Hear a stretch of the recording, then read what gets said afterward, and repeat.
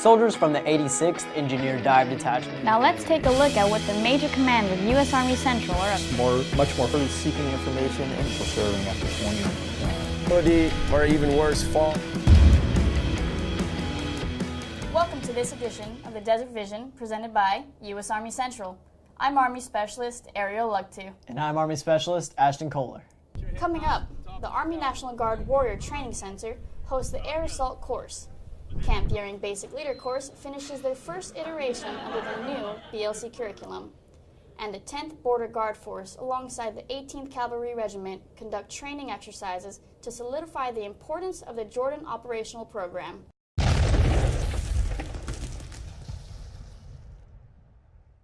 Soldiers attend the Air Assault course hosted by the Army National Guard Warrior Training Center from Fort Benning, Georgia, held at Camp Buehring, Kuwait.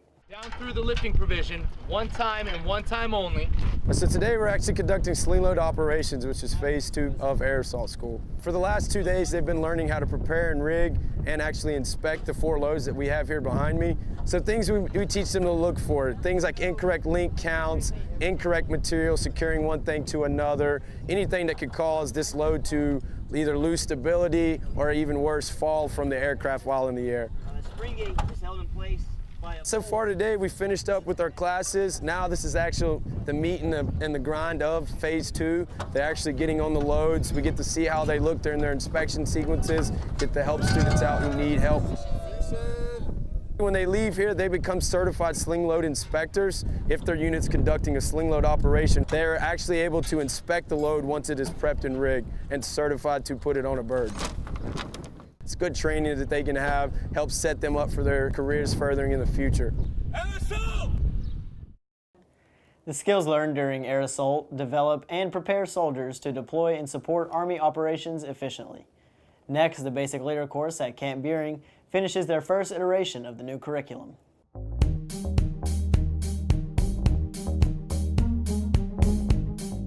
Changes being made to BLC are pretty drastic. It's the biggest shift in the foundational level NCO PDS course since 1976. So the real course is much more focused on adult learning theory and the ability to rely on student experiences. If you can trust yourself when all men doubt you. The new BLC POI is bringing leadership back to leader development. It's actually training leadership rather than validating what they already know in terms of skill level 1 tasks or just the competencies that they've gained just by being a part of the Army. Do not touch yet.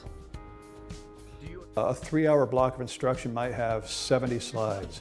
And that's to be accomplished in a 3-hour block of instruction. Now that same 3-hour block of instruction might have 5 slides. And by the way, one of them is, welcome to this class, and the other one is, what are your questions? So that leaves 3 slides for an instructor to get a class to collaborate and innovate and discuss with each other and share experiences.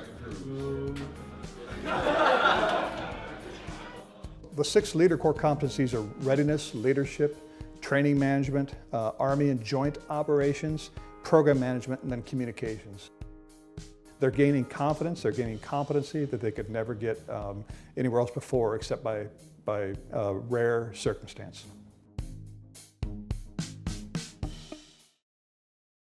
The new curriculum creates more effective future NCOs that will continue to lead our Army to success.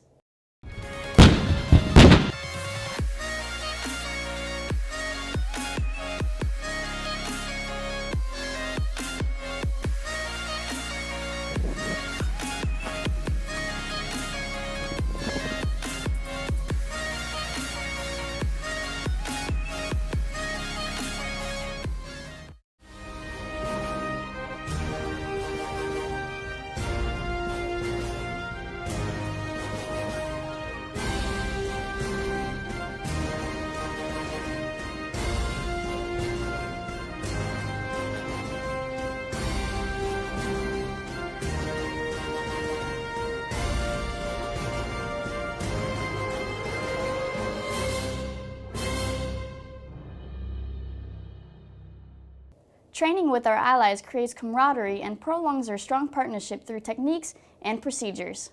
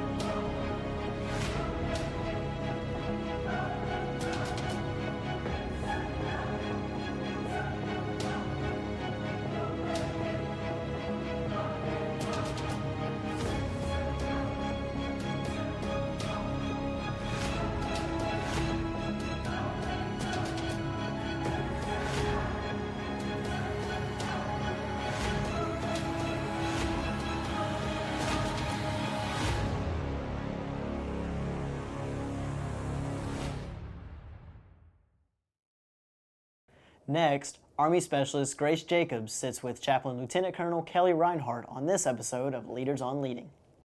Hi, I'm Specialist Grace Jacobs with the 637 Chemical Unit. I'm here with Chaplain Lieutenant Colonel Kelly Reinhardt, and we're doing Leaders on Leadership. In your opinion, what is the best leadership style? I think that's kind of a tricky question. I actually don't think that there is a best leadership style. I think what's important if you've got a good leader is that you recognize there's different styles and that you're able to adjust your style based off of the soldiers that you're supposed to be influencing.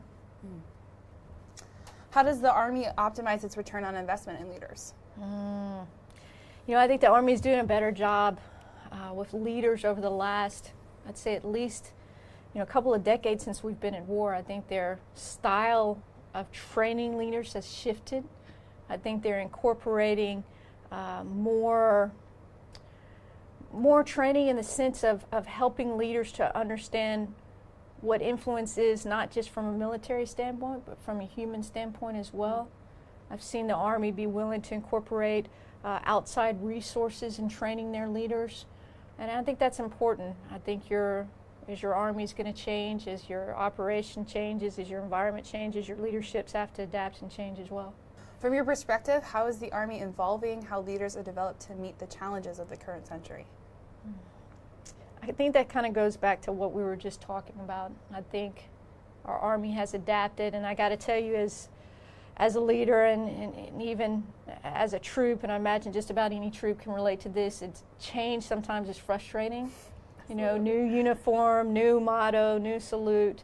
But I think as we're adapting even with our leadership and understanding our leaders have to know new domains of operating. Our leaders have to understand new means of communication. We're even looking at future forces now, something we had never considered before.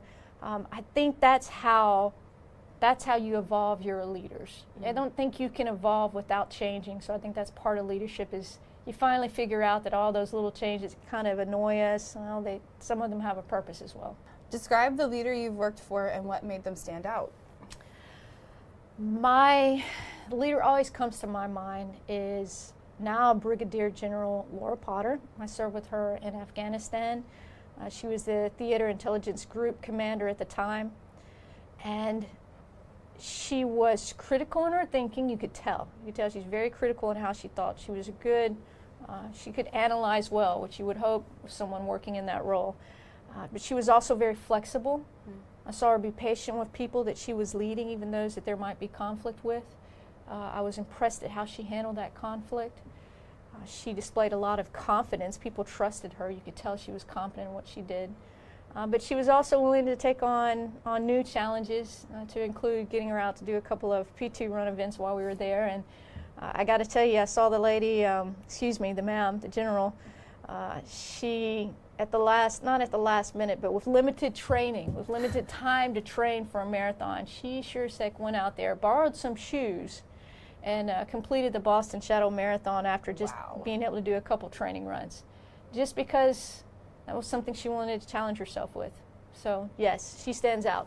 What separates good leaders from great leaders?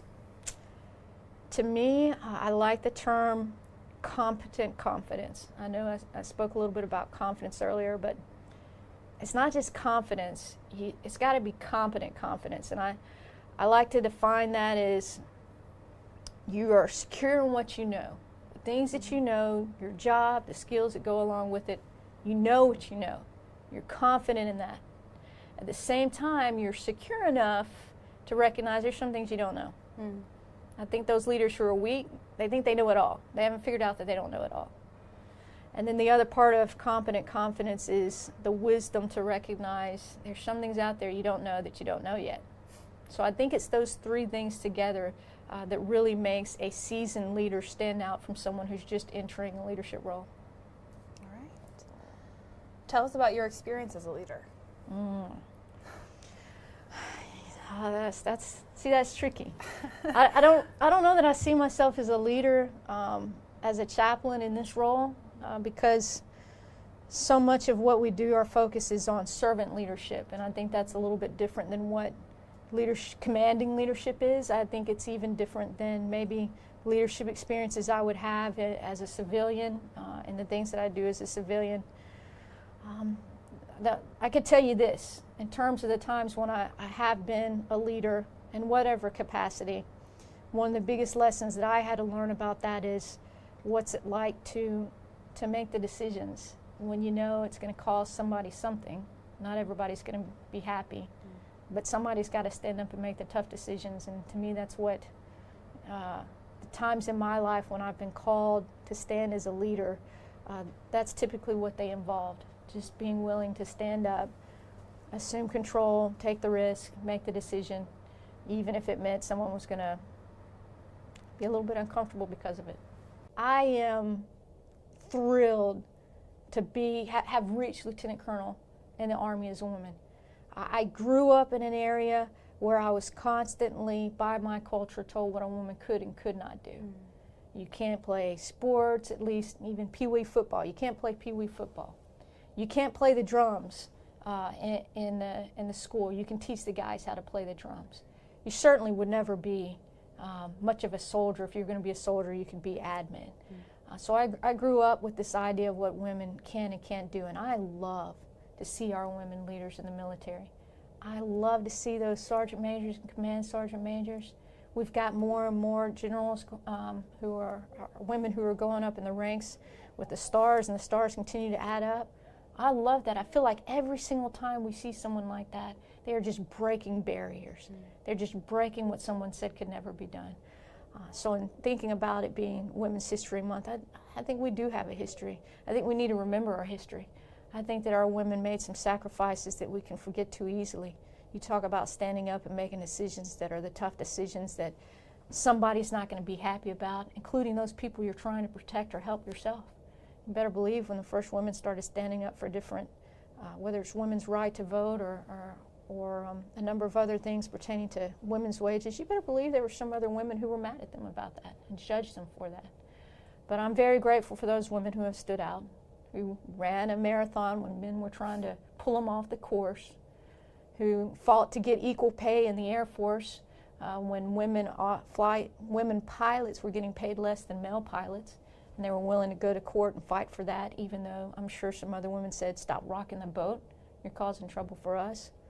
So we live in their legacy, and I hope that we can be brave and serve honorably and be leaders in that capacity, because there may be some little girl who's looking up at us one day. Well, thank you very much for your time today, ma'am. We really appreciate you being here. Thanks.